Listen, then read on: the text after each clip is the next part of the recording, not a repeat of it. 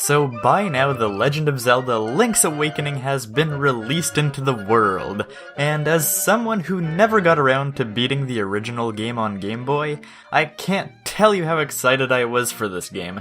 I've been having so much fun with this wholesome, colorful, and cute adventure. And to think people were hating on this game for its art style when it was revealed? I mean, look at it! Isn't Link just so adorable? It's just such a heartwarming experience. Sure, this isn't quite Breath of the Wild 2, but that's not necessarily a bad thing. To each their own, but going back to classic Zelda on Switch feels oddly refreshing. A change of pace, if you will. Now, mind you, this remake of Link's Awakening is no short of new content either. Of course, its vibrant 3D world makes the game feel more alive than ever, but we also got the addition of chamber dungeons, a feature where you can build your own dungeons, sorta. Now, I'll get to more details about this later, but if there's one thing that's come of this edition, it's the speculation that we could be getting a Zelda Maker game in the future. While it's an interesting theory, I have another, more obscure theory that might reveal the future of the Zelda franchise, and it's all hidden in the map design. So what secrets could be revealed by the design of this game? Let's get talking about it in this month's discussion video.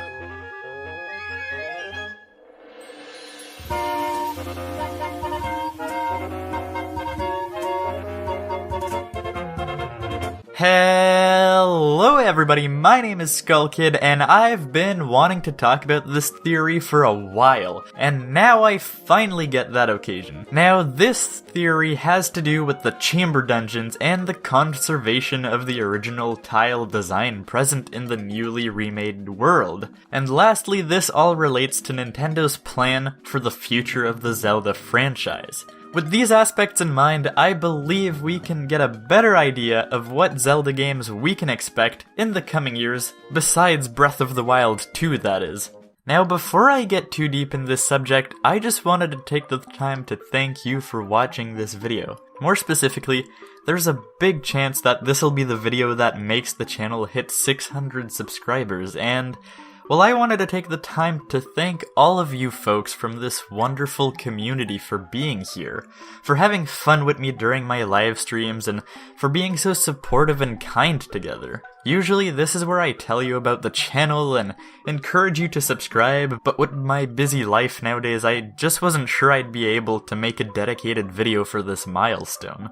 What I will say if you're new though is that I do these discussion videos monthly. So if you end up enjoying this one and you want to join this lovely community, chat, and play on livestream with us, you know what to do. Check out my channel page to see all the great stuff I'm doing, and maybe I'll have fun seeing you around.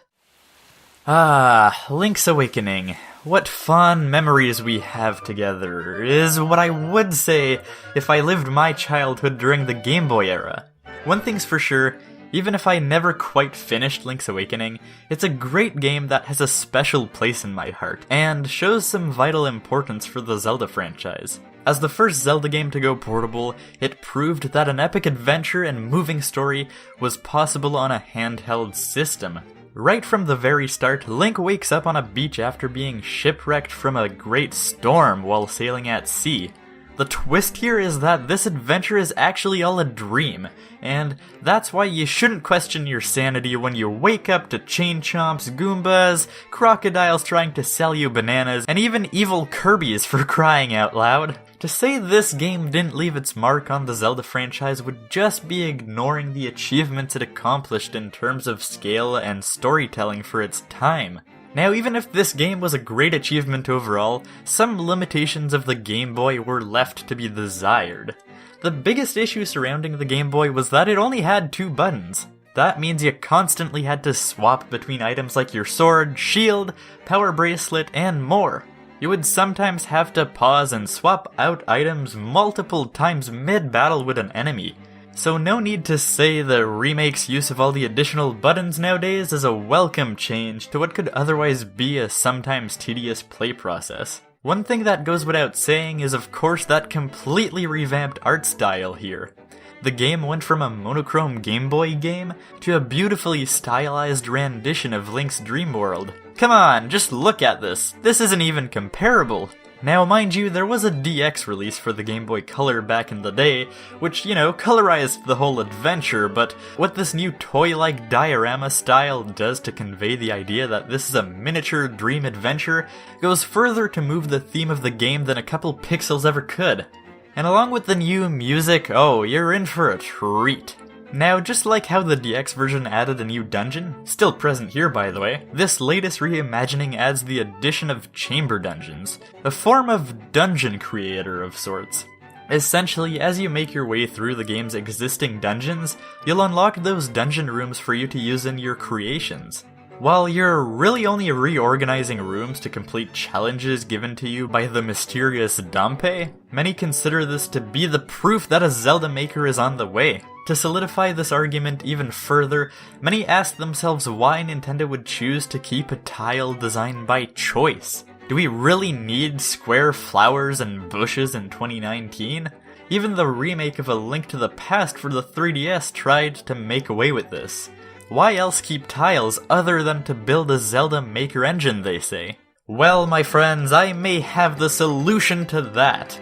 I call it the one-click convert theory. Oh come on, I know you think it's a catchy name. So in essence, Nintendo stated a while back that they aim to release some sort of Zelda game every year now. Of course, Breath of the Wild 2 is on the horizon, but Zelda games typically take a long time to make. We've seen Nintendo push out a couple remasters in the past to fill out their schedule, Wind Waker HD and Majora's Mask 3D, just to name a few. But what if, and you may be starting to figure out what I'm trying to say, what if Nintendo built an engine here to be able to make remasters of other past Zelda games? More specifically, the other Game Boy Zelda games, Oracle of Ages and Seasons.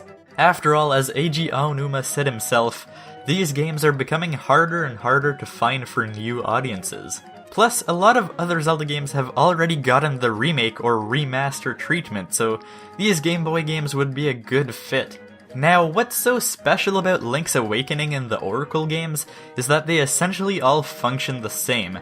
Same world tile design, mostly the same items and mechanics, and so on. What takes so long building a game like Breath of the Wild from scratch is usually building the world map itself, so it's not for no reason that Breath of the Wild 2 will be using the same map as the original. So in short, what if Nintendo kept the tile design so they could quickly, almost at the press of a button, convert all the game's map, its text and dialogue from the original files, all into this new engine?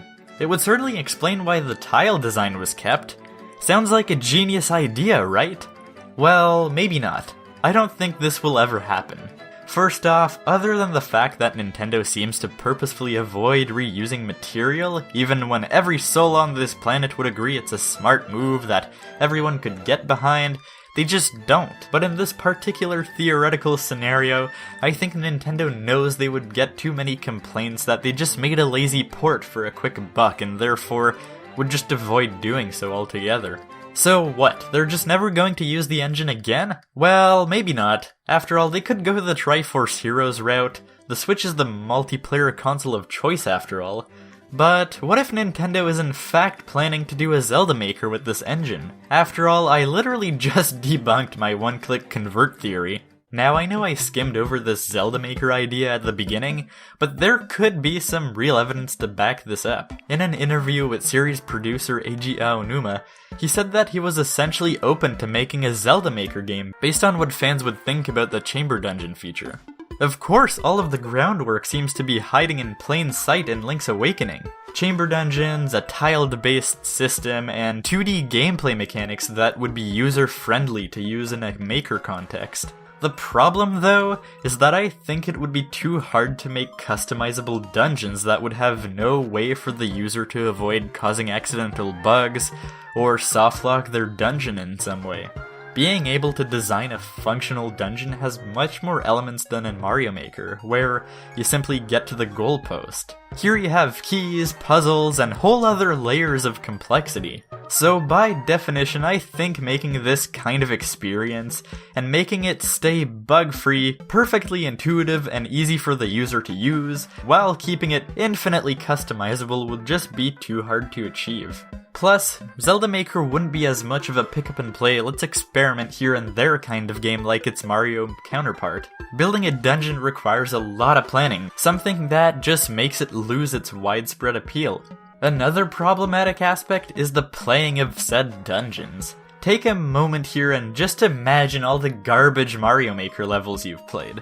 Well, you might be thinking, yeah, but those aren't too bad, you can just skip them, or try beating them in 2 minutes or so. And that would be where the problem lies for a Zelda Maker.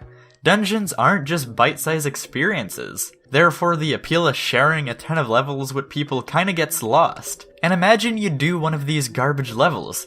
Now, only imagine this is a 40-minute dungeon and the problem only arises 30 minutes in, and now you're stuck. How frustrating would that be? Say you spent a whole day playing Zelda Maker. There's a good chance you've only gone through less than 10 dungeons for say, and maybe you haven't even managed to beat one yet. I don't see that as a rewarding player experience. That's why I don't think we'll ever get a Zelda Maker. Mario Maker may be a solid success, but not every famous franchise can be built into a fun and intuitive Maker game. But then again, you never know. I defended that the Switch would never get a Mario Maker game, so yeah.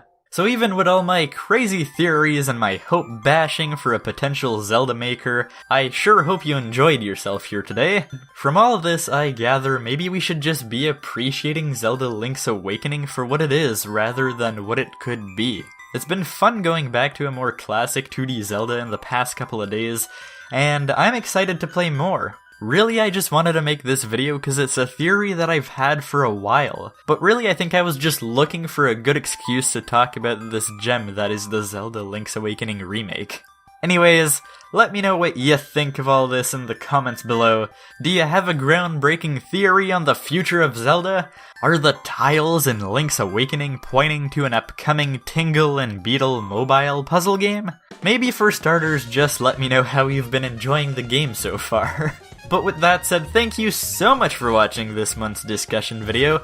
If you enjoyed it, consider giving it a like, it always helps me out. Don't forget to share this video with your favorite Zelda conspiracy theorists out there, and if you're new around here, don't forget to subscribe for a bunch more monthly discussion videos and all things gaming right here on Skullkid Gaming. With that, I wish you a fabulous day. I can already hear my Switch calling for me. By now, you know what I'm off to play. I'm going to play some Untitled Goose Game.